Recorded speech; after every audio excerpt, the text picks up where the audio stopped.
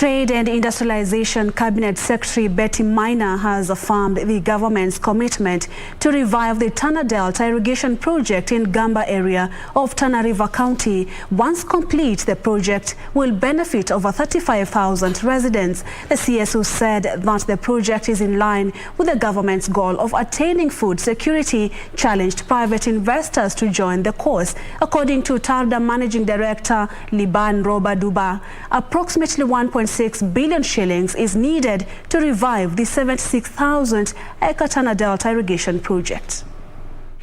Tana Delta Irrigation project, lying on a 76,000-acre parcel of land in Gamba area, Tana Delta sub-county of Tana River County.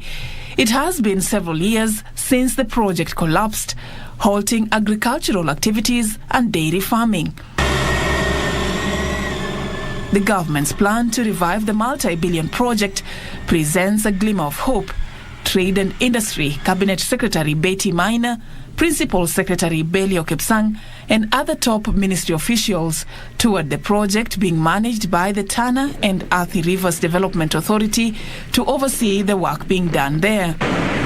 The CS affirmed that the government will inject funds to revive the irrigation project, which he says is key in addressing food security and is in line with the Big Four agenda. We will put in a bit of money to just make it operational, but at the same time we need to explore sustainable ways of running such operations. Government is not good at running business, and therefore the private sector should be invited to partner with us. This, to us as ministry, as TARDA, is a critical breakthrough, because sometimes, it would be difficult to come back to this community and not be able to explain to them why it takes us 7 years to be able to correct that which was there.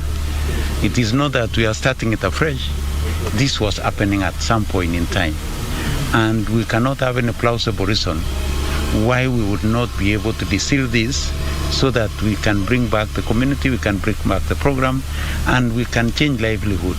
According to Tana and Athi Rivers Development Authority Managing Director Liban, Duba, they are sourcing for 1.6 billion shillings to complete the entire revival process, which will see the area begin large-scale rice production on 12,000 acres. We're looking also to explore avenues within the PPP framework, especially to do with milling. We're looking at joint ventures and also welcoming private investors.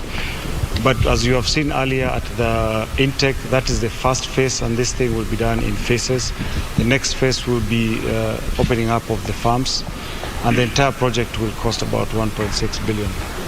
Due to financial constraints, the plan to revive the project will be done in phases.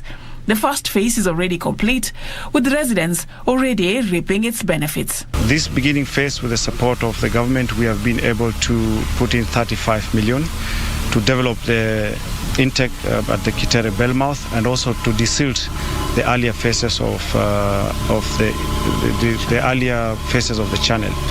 This is the beginning phase. There will be need for subsequent investment, but this is good enough to start the process of building back the economic ecosystem of the Tana Delta Irrigation project and the communities that have been dependent on this channel over the years since inception. Tumefurahia sana kwa sababu maji yanapita saa hii. Tunaweza kusaidika kwa wanyama wanaweza kutumia hayo maji, na hayo maji yakienda kule Gamba irrigation scheme inaweza kutusaidia kukuza mimea kama mpunga, ambao ndio lengo la kula TARDA hapa. Once complete, the 36-kilometer canal is expected to benefit about 35,000 residents living along the canal from the Kitere intake to the Roba Dam and TARDA farm in Gamba. For Prime Edition, I'm Safin Aching Omar.